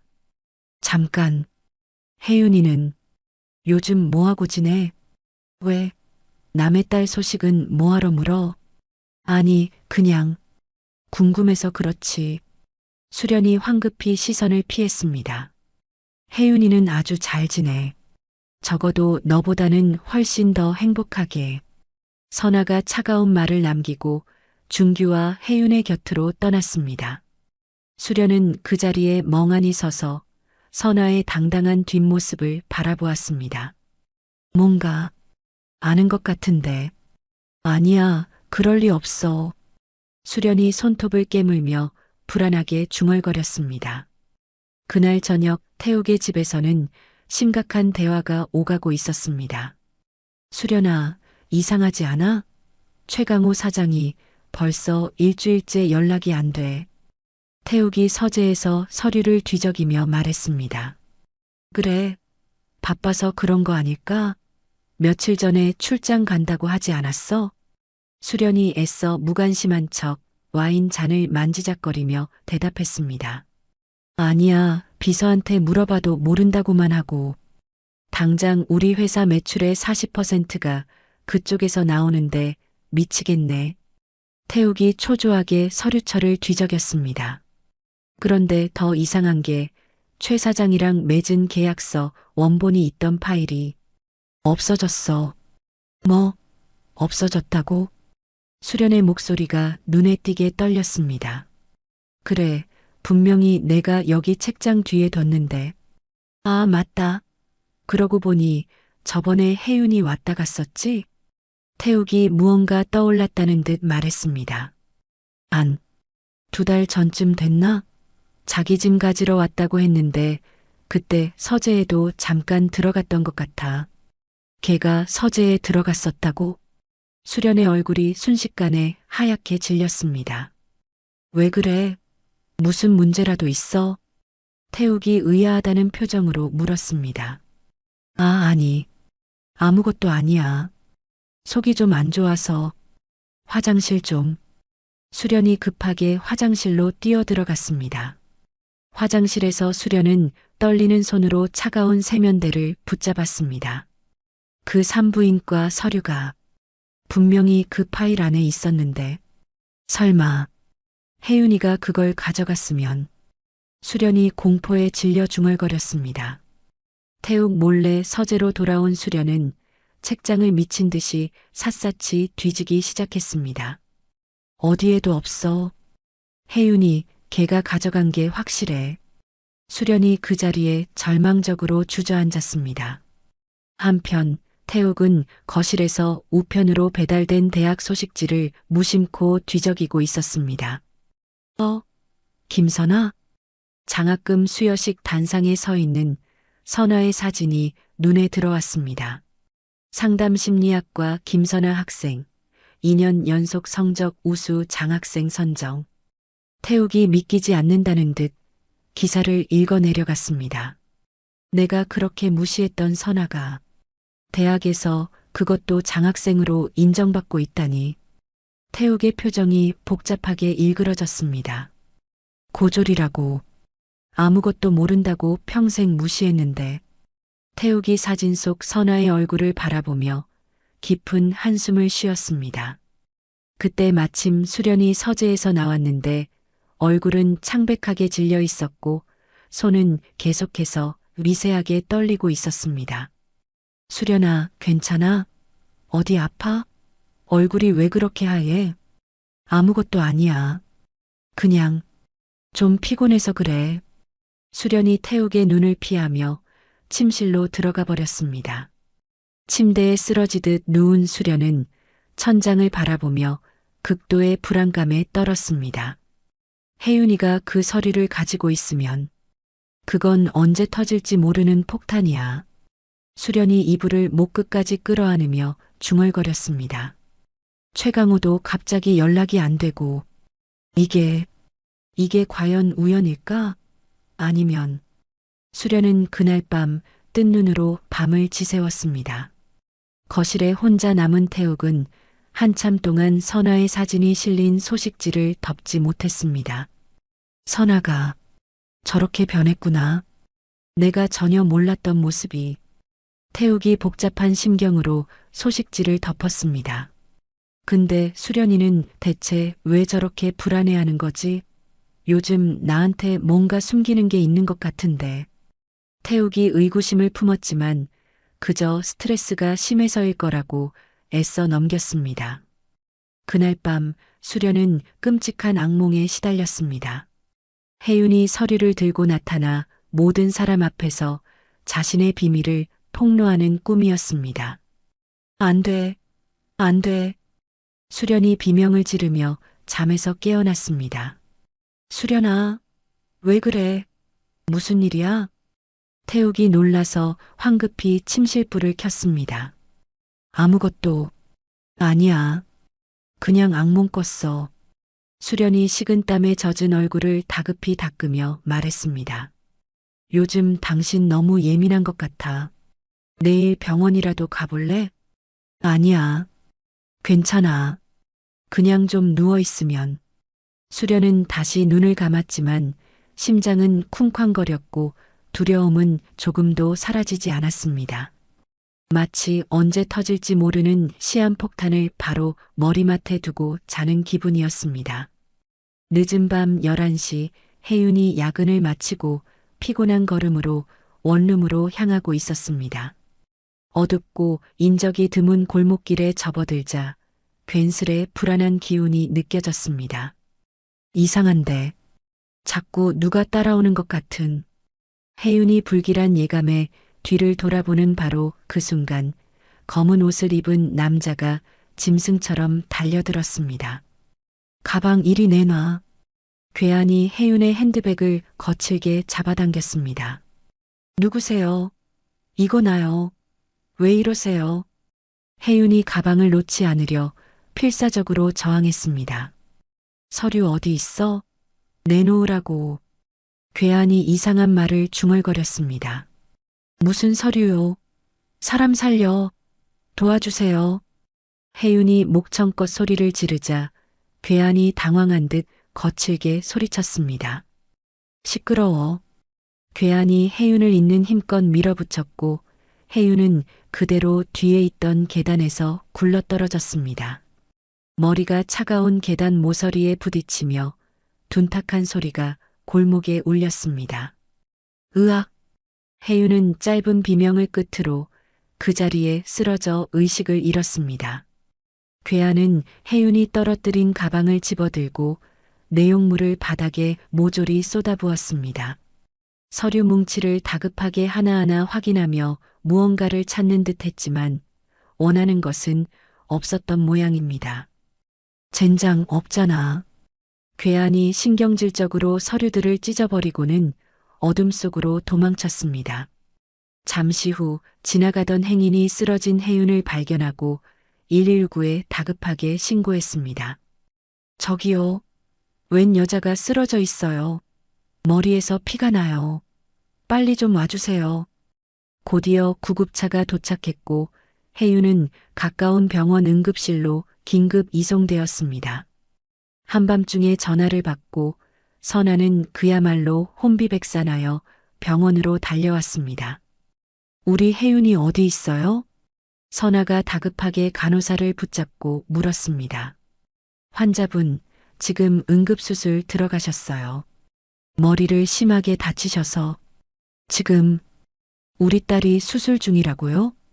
선아는 다리에 힘이 풀려 그 자리에서 무너져 내리고 말았습니다. 선아야. 때마침 소식을 듣고 한달음에 달려온 준규가 쓰러지는 선아를 가까스로 부축했습니다. 준규 씨, 혜윤이가 어떡해요? 선아가 준규의 품에서 아이처럼 흐느꼈습니다. 진정해, 선아야. 괜찮을 거야. 분명히 괜찮을 거야. 준규가 선아의 등을 두드리며 필사적으로 위로했습니다. 그때 담당 의사가 수술실에서 나와 심각한 표정으로 설명했습니다. 박혜윤 환자 보호자분이세요? 환자분이 계단에서 굴러 머리를 심하게 다치셔서 지금 뇌출혈이 있습니다. 선생님, 우리 딸 살릴 수 있는 거죠? 네. 선아가 의사의 팔을 붙잡고 애원했습니다. 저희도 최선을 다하겠습니다. 제발, 우리 딸 좀 살려주세요. 수술실 앞 복도에서 선아는 뜬 눈으로 밤을 지새웠습니다. 준규는 그런 선아의 옆을 한시도 떠나지 않고 묵묵히 지켰습니다. 선아야, 물이라도 한 모금 마셔. 아무것도 못 마시겠어. 혜윤이 나올 때까지는. 얼마 후 현장 조사를 마친 경찰이 병원으로 찾아왔습니다. 보호자분, 현장을 보니 좀 이상한 점이 있습니다. 가방이 찢어져 있고 서류만 잔뜩 뒤져진 흔적이 있더군요. 그런데 지갑이나 다른 귀중품은 그대로였습니다. 형사가 심각하게 설명했습니다.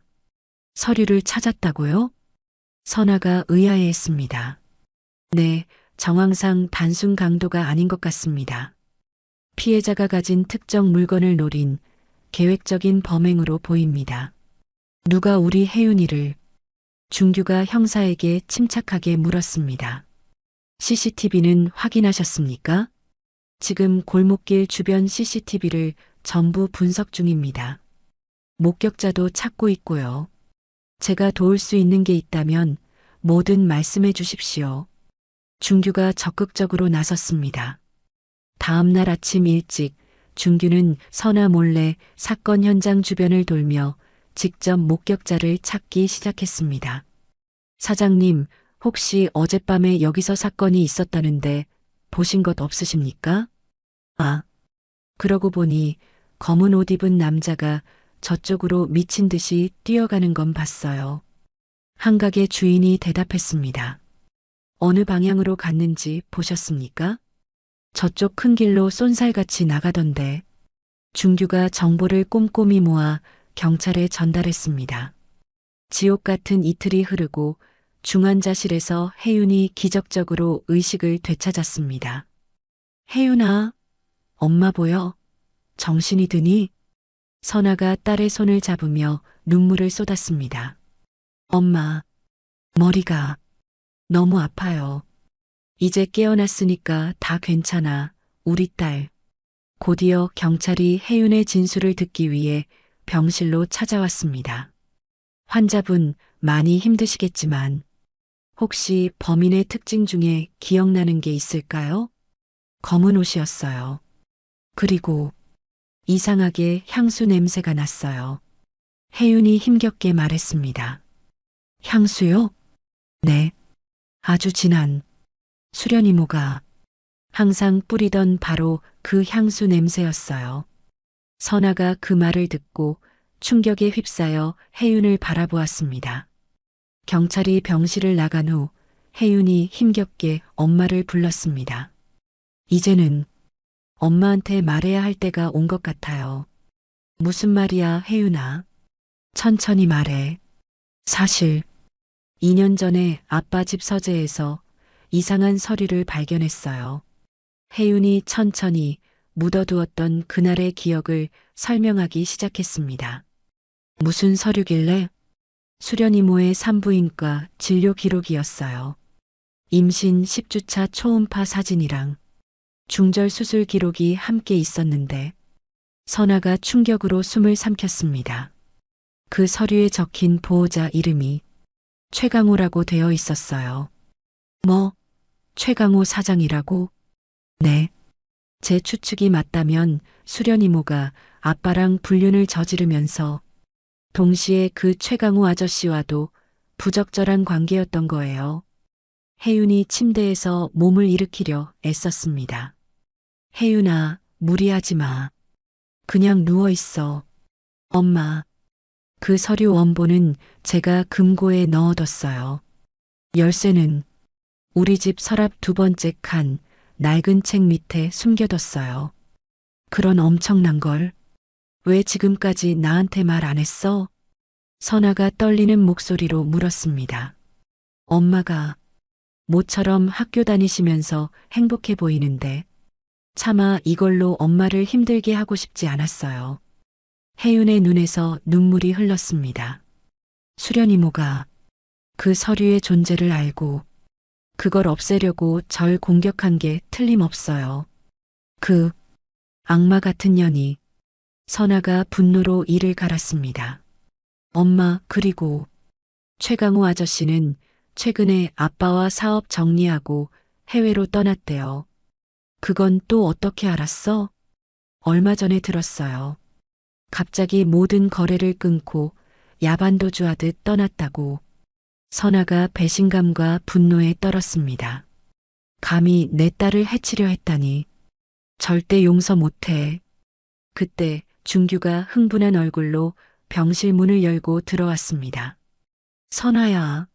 사건 당일 오후에 수련 씨가 자주 가는 카페에서 웬 낯선 남자를 만난 게 CCTV에 찍혔어. 준규가 휴대폰으로 찍은 사진을 보여주었습니다.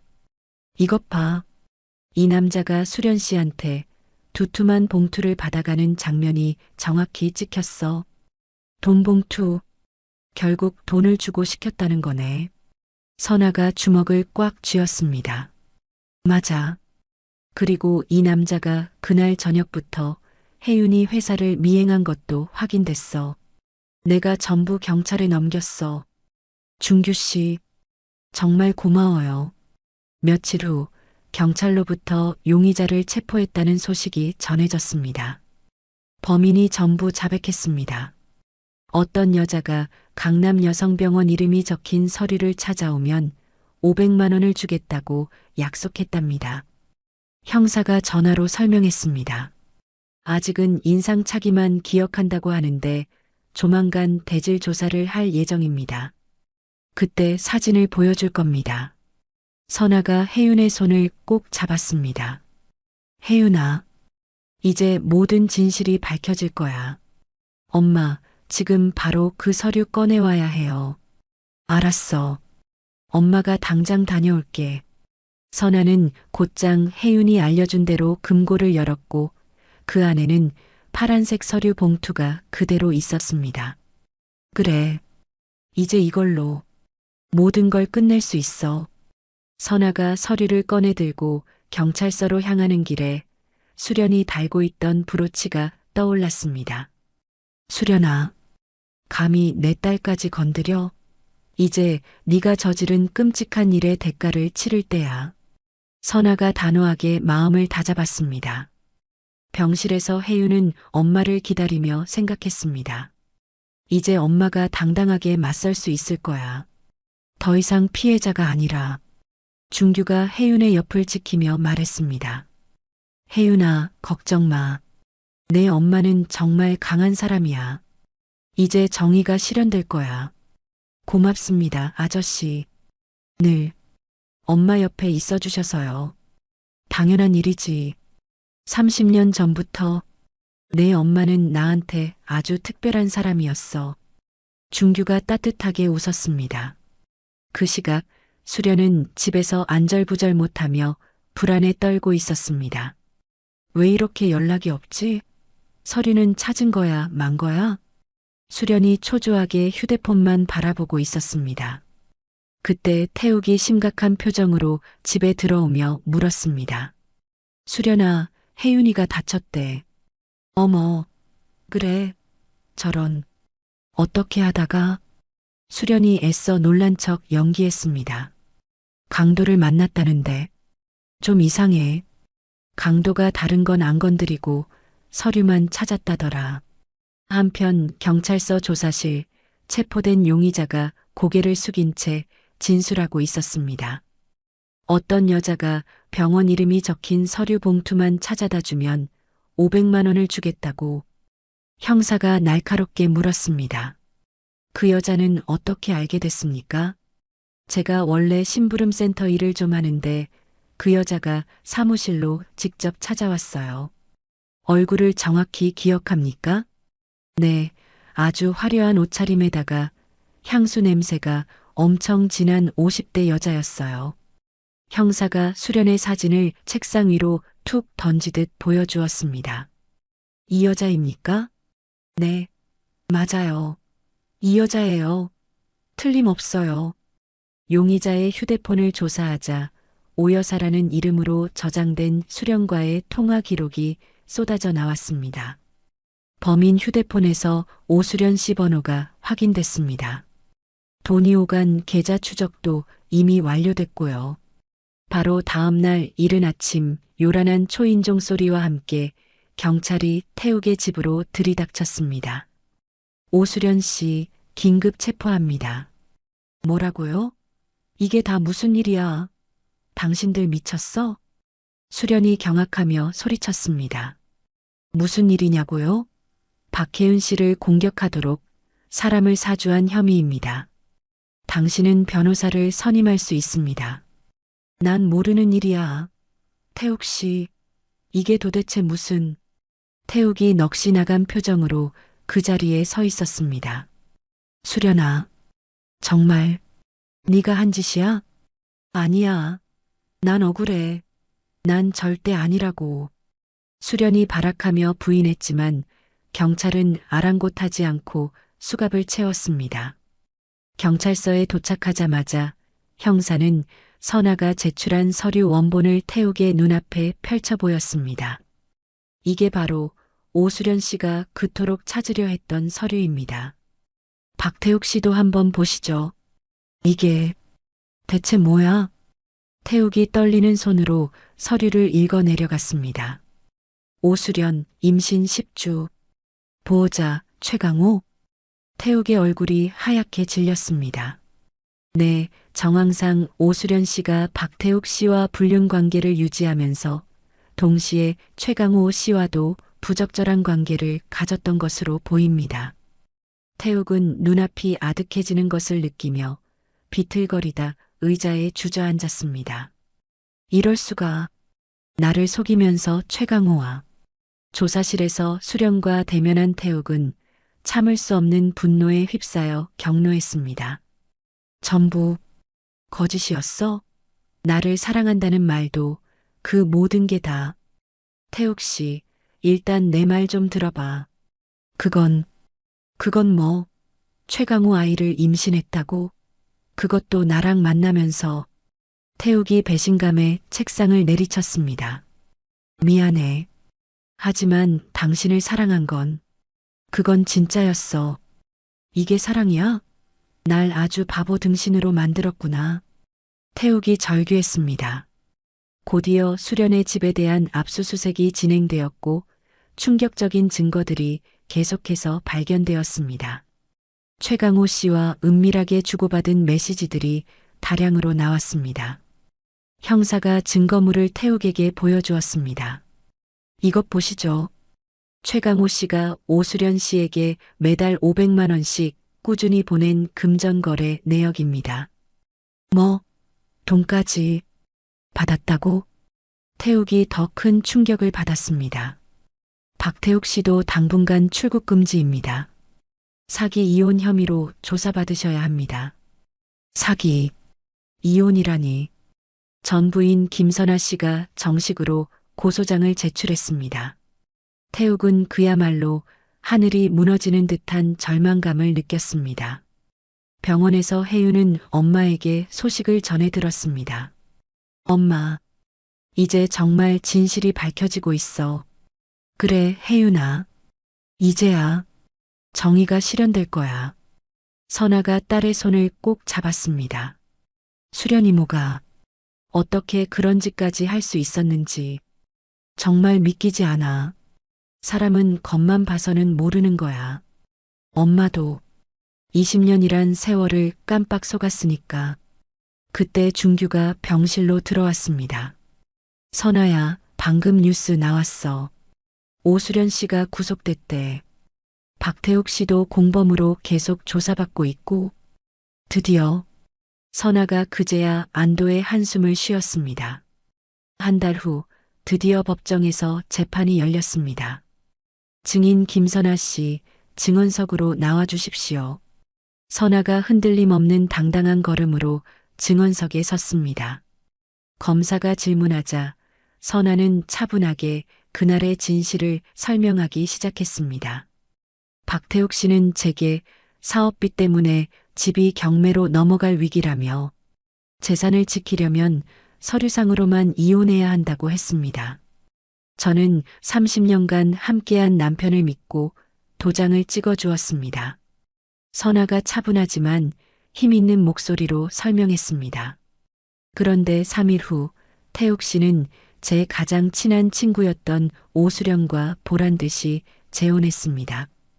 모든 게 저를 속이기 위한 계획된 거짓말이었던 겁니다. 검사가 다음 질문을 이어갔습니다. 재산은 어떻게 되었습니까? 30년간 피땀 흘려 함께 일궈온 재산을 모두 빼앗겼습니다. 심지어 돌아가신 저희 어머니의 유품인 브로치까지. 선아가 피고인석에 앉은 수련을 똑똑히 가리켰습니다. 바로 저기 피고인 오수련이 제가 가장 아끼던 어머니 유품을 버젓이 달고 다녔습니다. 수련은 방청객들의 시선이 따가운 듯 고개를 숙였습니다.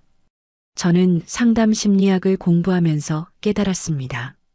저와 같이 억울한 피해자가 더 이상 나오지 않으려면 저 가해자들이 반드시 정당한 처벌을 받아야만 한다는 것을요. 상담 심리학을 공부한 선아의 논리 정연한 증언에 방청객들도 고개를 끄덕였습니다. 태욱의 변호인이 반대 신문을 시작했습니다. 증인, 결국 서류 내용을 제대로 읽지도 않고 덜컥 도장을 찍은 것 아닙니까? 저는 제 남편을 믿었습니다. 30년을 함께 산 남편이 저를 속일 거라고는 꿈에도 상상하지 못했습니다. 그건 명백히 증인의 부주의 아닙니까? 아닙니다. 그건 부주의가 아니라 신뢰를 악용한 명백한 사기입니다. 태욱 씨는 제가 고졸이라 법 같은 건 아무것도 모를 거라고 무시했겠지만 이제는 다릅니다. 선아가 단호하게 대답했습니다. 이어서 수련에 대한 신문이 이어졌습니다. 피고인 오수련, 최강호 씨와의 관계를 설명하십시오. 저는 그저 그 사람과는 수련이 당황하며 말을 더듬었습니다. 임신 중절 기록이 여기 증거로 있습니다. 인정하십니까? 수련은 아무 말도 하지 못했습니다. 박태욱 씨와 불륜 관계를 유지하면서 동시에 최강호 씨와도 부적절한 관계를 가졌습니까? 인정합니다. 수련이 목이만 한 목소리로 대답했습니다. 이어서 모든 것을 잃은 태욱이 증인석에 섰습니다. 저는 두 사람에게 완전히 속았습니다. 수련을 믿고 선아와 이혼까지 했는데 태욱의 목소리가 비참하게 떨렸습니다. 선아에게 정말 미안합니다. 저 때문에 30년을 고생만 하다가 이런 끔찍한 배신까지 당했으니 드디어 판사가 판결을 내렸습니다. 피고인 오수련은 폭행교사 및 사기 혐의가 모두 인정되어 징역 3년을 선고한다. 피고인 박태욱은 사기 이혼 및 재산 은닉 혐의로 징역 1년 6개월에 집행유예 3년을 선고한다. 또한 두 피고인은 공동으로 김선아 씨에게 정당한 재산 분할과 위자료를 지급할 것을 명령한다. 선아는 그제야 참았던 눈물을 흘렸습니다. 법정을 나오며 교도관에게 이끌려가던 수련이 선아에게 다가왔습니다. 선아야, 정말 미안해. 이제 와서 미안하다고? 내 20년 우정과 내 인생을 통째로 짓밟아 놓고? 선아가 얼음장처럼 차갑게 말했습니다. 그리고 이 브로치는 이제 원래 주인인 내가 가져갈게. 선아가 수련의 옷깃에 달린 브로치를 거칠게 떼어냈습니다. 우리 엄마가 하늘에서 다 지켜보셨을 거야. 정의는 늦게라도 반드시 온다는 걸. 그때 태욱이 선아 앞에 섰습니다. 선아야, 여보, 정말 미안하네. 내가 돌이킬 수 없는 잘못을. 태욱 씨, 우린 이제 완벽한 남이에요. 더 이상 부르지 말아요. 각자 갈 길 갑시다. 선아가 단호하게 말하고는 뒤도 돌아보지 않고 돌아섰습니다. 병원에서 혜윤은 TV로 재판 결과를 뉴스로 보고 있었습니다. 엄마가 이겼어. 드디어. 혜윤이 안도의 미소를 지었습니다. 준규가 선아와 함께 병실로 들어왔습니다. 혜윤아, 다 끝났어. 이제 우리 다 잊고 새로 시작하자. 선아가 딸을 따뜻하게 안으며 말했습니다. 엄마, 브로치 되찾았어? 응, 여기 있어. 이제야. 할머니 유품이 제자리로 돌아왔네. 선아가 소중하게 브로치를 보여주었습니다. 이제 정말 다 끝이야. 그 길고 길었던 악몽 같은 시간이. 준규가 선아의 어깨에 손을 가만히 올렸습니다. 선아야, 정말 수고했어. 너 정말 대단해. 준규 씨, 당신이 곁에 있어줘서 버틸 수 있었어. 세 사람은 서로를 바라보며 드디어 희망찬 미소를 지었습니다.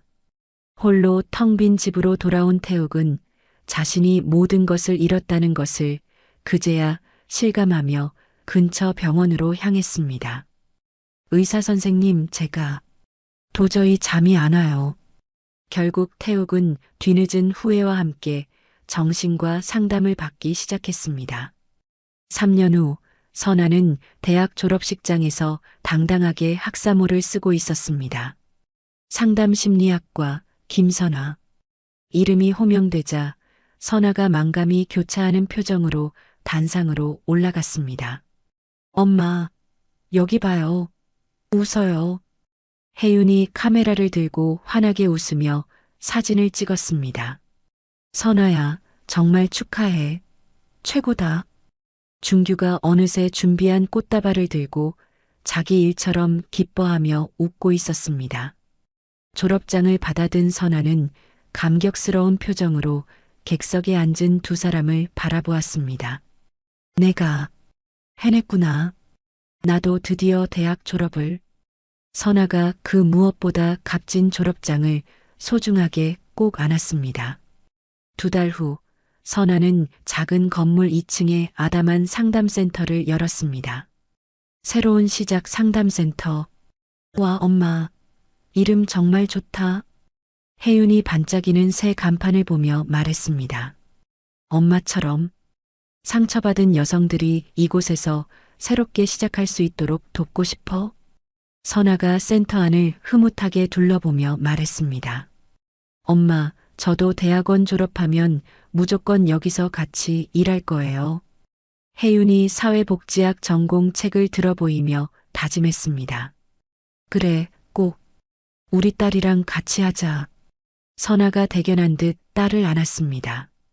개소식 날 아침, 선아는 거울 앞에서 정갈하게 옷매무새를 다듬고 브로치를 달았습니다. 엄마, 저 이제 시작해요. 하늘에서 꼭 지켜봐 주세요.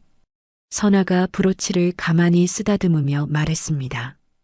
오전 10시 작은 상담센터에 선아의 새 출발을 축하하는 사람들이 모였습니다. 안녕하세요. 새로운 시작 상담센터 원장 김선아입니다. 선아가 마이크를 잡고 차분하게 인사했습니다. 저는 30년간의 결혼 생활이 한순간에 거짓으로 끝나는 것을 경험했습니다. 믿었던 남편과 세상 둘도 없던 친구에게 동시에 배신당했죠. 사람들이 숙연한 표정으로 선아의 이야기에 귀를 기울였습니다. 절망의 가장 밑바닥에서 저는 선택해야 했습니다. 이대로 무너지느냐 아니면 다시 일어서느냐를. 선아가 가슴에 달린 브로치를 만지며 말을 이었습니다. 이 브로치는 돌아가신 저의 어머니 유품입니다. 저들의 손에 빼앗겼다가 기어이 되찾았죠. 마치 제 인생처럼요. 저는 늦은 나이에 대학에 들어가 상담 심리학을 공부했습니다. 저처럼 아파하는 사람들을 돕고 싶다는 일념 하나뿐이었습니다. 준규가 객석 맨 뒤에서 그 누구보다 따뜻한 눈빛으로 선아를 바라보고 있었습니다. 이제 이곳에서 상처받은 분들과 손을 잡고 그 치유의 길을 함께 걷고자 합니다. 누구나 다시 시작할 수 있습니다. 나이도 처한 상황도 결코 중요하지 않습니다. 선아의 진심이 담긴 말에 여기저기서 뜨거운 박수가 쏟아졌습니다. 저를 믿고 이곳을 찾아주시는 모든 분들께 제가 겪은 경험과 배운 지식을 아낌없이 나누겠습니다. 감사합니다. 선아가 고개 숙여 인사를 마치자 우레와 같은 박수 소리가 센터 안을 가득 채웠습니다. 개소식이 끝난 후 한 중년 여성이 망설이다가 선아에게 다가왔습니다. 선생님, 저도 선생님처럼 남편에게 배신당했어요. 여성의 눈에 금세 눈물이 고였습니다. 아, 얼마나 많이 힘드셨어요. 제가 꼭 도와드릴게요. 선아가 다른 어떤 말보다 먼저 여성의 손을 따뜻하게 잡았습니다. 저도 정말 다시 시작할 수 있을까요? 네, 그럼요. 당연히 할 수 있어요. 바로 제가 그 증명이잖아요. 선아가 세상에서 가장 따뜻한 미소를 지었습니다. 일주일 후 선아의 첫 번째 정식 상담이 시작되었습니다. 박정숙 씨, 여기서는 아무 걱정 마시고 편하게 말씀해 주세요. 선아가 따뜻한 차를 건네며 내담자를 맞이했습니다. 선생님, 저는 25년을 남편 하나만 보고 살았는데 남편이 바람을 피웠어요. 정숙 씨가 결국 참았던 울음을 터뜨렸습니다. 그것도 제 친동생이랑요. 정말 힘드셨겠네요. 세상에서 가장 믿었던 두 사람에게 동시에 배신당하셨으니 선아가 깊이 공감하며 묵묵히 들어주었습니다. 이제 어떻게 살아야 할지 정말 하나도 모르겠어요. 저도 그랬어요. 저도 똑같이 그 심정이었어요. 하지만 정숙 씨, 지금의 저를 보세요. 저는 이렇게 여기 있잖아요. 선아가 자신의 뼈아픈 이야기를 솔직하게 들려주었습니다. 우선은 정숙 씨의 경제적 자립이 가장 중요해요. 그리고 당장 법적인 조언도 받으셔야 하고요.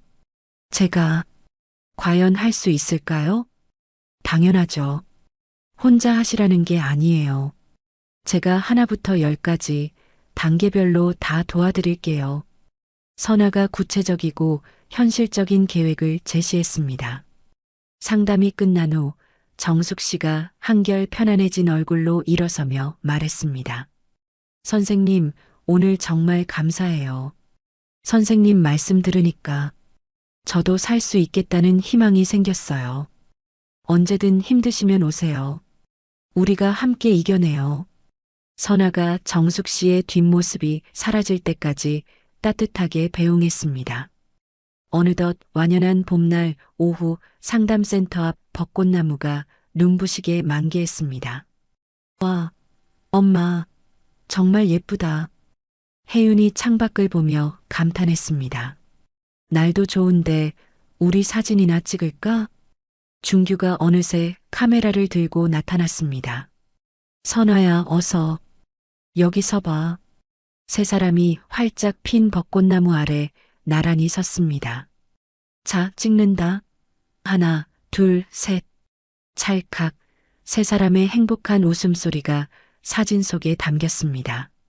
엄마, 요즘 정말 행복해 보여요. 혜윤이 엄마의 얼굴을 가만히 바라보며 말했습니다. 응, 정말 행복해. 이제야 진짜 행복이 뭔지 조금 알 것 같아. 선아가 눈부신 벚꽃을 올려다보며 미소 지었습니다. 돈이나 지위가 아니라 이렇게 내가 누군가에게 도움이 되고 또 사랑하는 사람들과 함께 웃을 수 있는 것. 그게 진짜 행복이었구나. 준규가 그런 선아의 손을 가만히 잡았습니다. 선아야, 앞으로도 내가 쭉 함께 할게.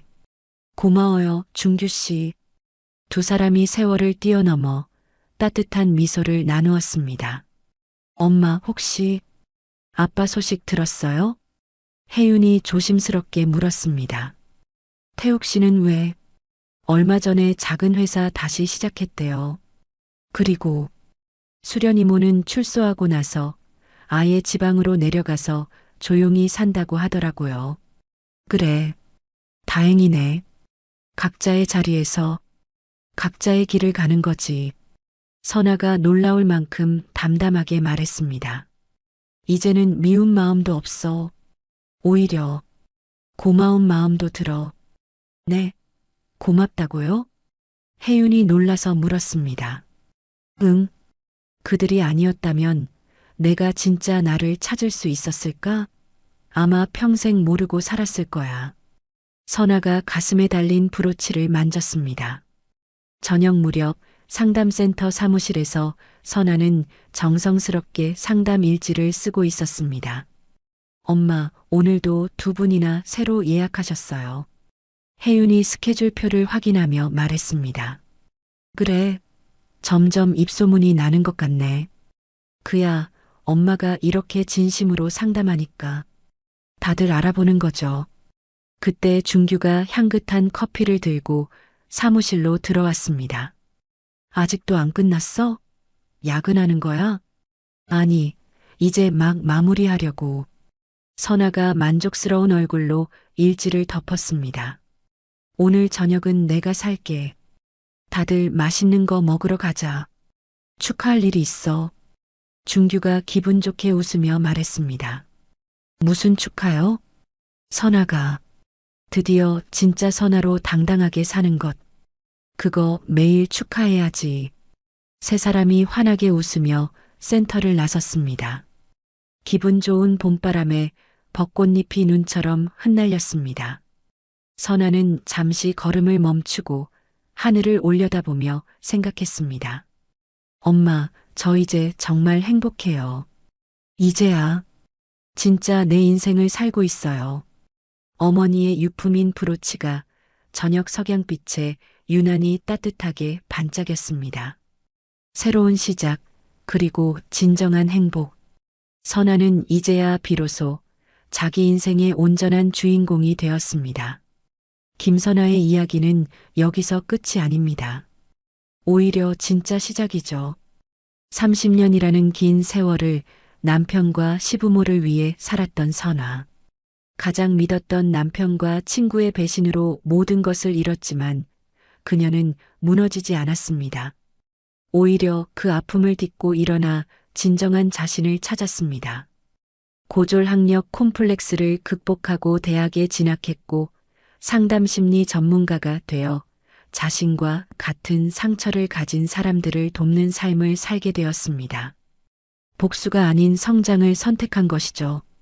이 이야기는 우리 주변에서 흔히 볼 수 있는 평범한 여성의 이야기입니다. 누군가의 아내, 엄마, 며느리로만 살다가 자신을 잃어버린 수많은 여성들의 이야기이기도 합니다. 하지만 선아가 보여준 것처럼 언제든 다시 시작할 수 있습니다. 나이는 숫자에 불과하고 상황은 변할 수 있습니다. 중요한 것은 포기하지 않는 용기와 자신을 사랑하는 마음입니다. 혹시 지금 힘든 시간을 보내고 계신가요? 선아의 이야기가 작은 위로와 희망이 되길 바랍니다. 어둠이 깊을수록 새벽은 가까이 있다고 하죠. 여러분의 새로운 시작을 응원합니다. 이야기를 끝까지 들어주신 분이 계시다면 잘 들었다고 댓글 하나만 남겨주세요. 감사합니다.